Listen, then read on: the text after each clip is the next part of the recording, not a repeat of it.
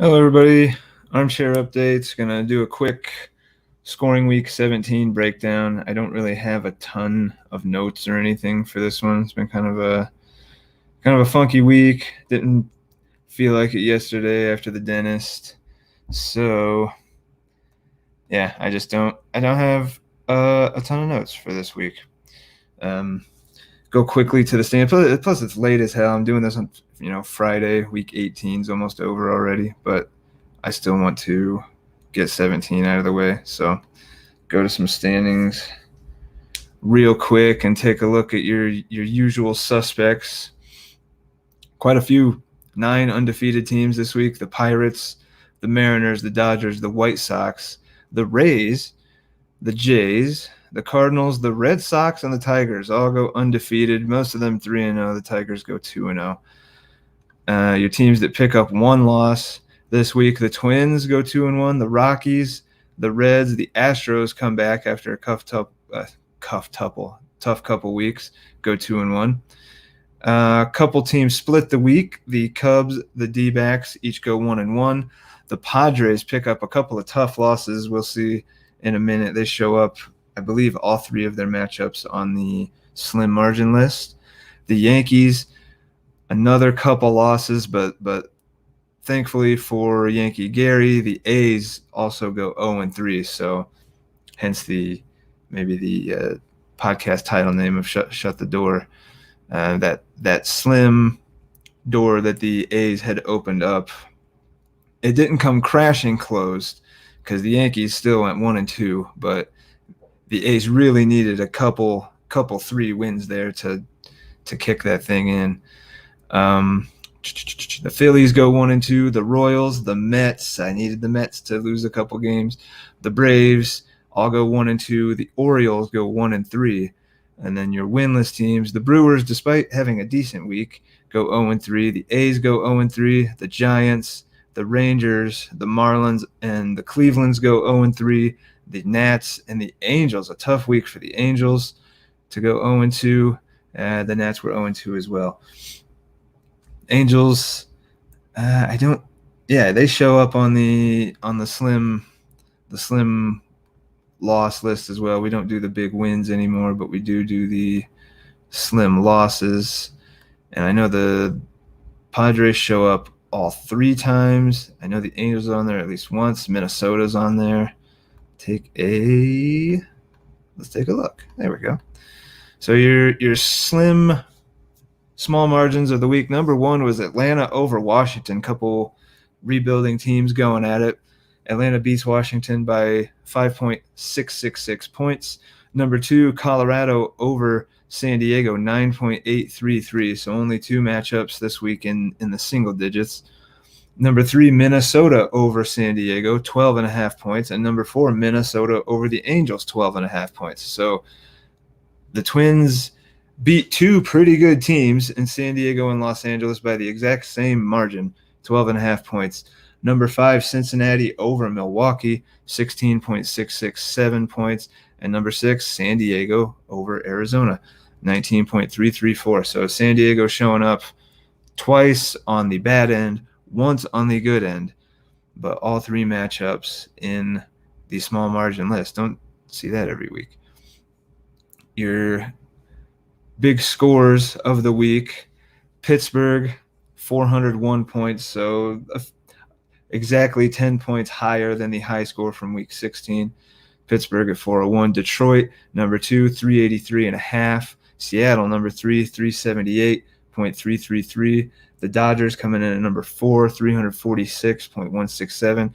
And the White Sox, the number 5 high scorer, 341.167, 5 points below the Dodgers. Your point per game for week 17, the Nationals have done it again, 5.03, the top of the list, only 23 games. So not only did they lose a close one to the Braves by about 5.5 points, they were number 1 in the week, but only had 23 games to show for it. So, Washington's number 1 again, but realistically, you got to have more games played than that for that to matter. So what we really look at is Pittsburgh at number 2, 5.01 in 80 games played. So there's the huge difference. 80 for the Pirates, 80 games, 23 games for the Nats. So, had the Nats average 5.03 over 80 games, we'd see them right here. But we don't, because they only played 23 games. Still a nice average, but only 23 games. Number 3, Detroit, 4.92 points per game in 78 games. Number 4, Seattle, 4.91 in 77 games. And 5, Tampa Bay, 4.39 in 77 games. Tough week to face Tampa Bay. They were the Rockies. They were my one loss. And it seemed like every day I thought I had a pretty good game, I would look and Tampa Bay had pulled a little more ahead of me. I just was never really all that close to catching him. They seem to be gearing up for that playoff run. You're hitting in week 17. Pittsburgh, we're seeing Pittsburgh all over the place. Number 1 high score. Realistically, they're number 1 in point per game. And top hitting 2 weeks in a row, 252 points, beating his own score from week 16. Number 2, Detroit, 206. So a pretty good gap between 1 and 2. Week 16 was 238 to 217.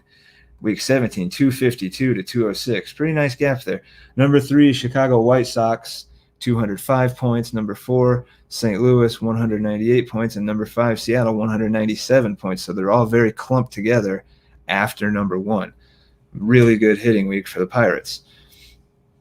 Pitching in week 17, the Dodgers, number 2 in week 16, number 1 in week 17, 186.167 points. Number 2, Seattle, 181.333. Number 3, Detroit, 177.5. Number 4, Tampa Bay. So that's where it came from. Tampa Bay, the pitching, 159.167 points.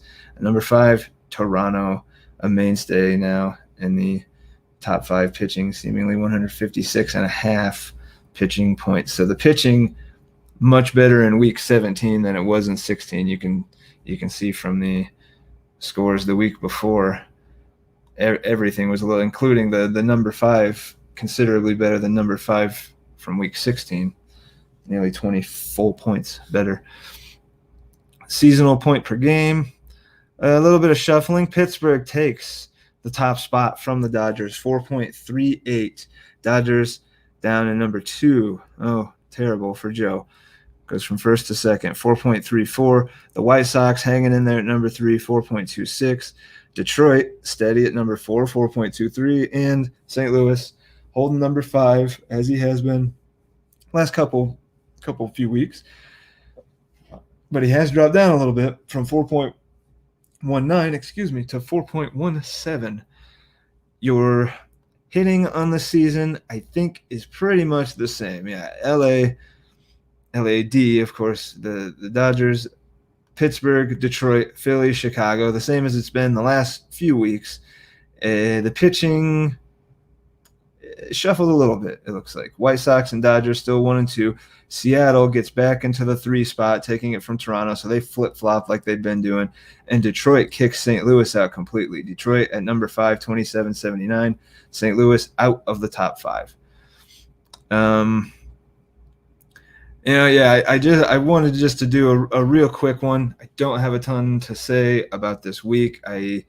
My note process is screwed up, and I like to do them the way I do them. I don't like to have to do them differently. Maybe that's stupid and childish, but that's the way I like to look at the stuff. So,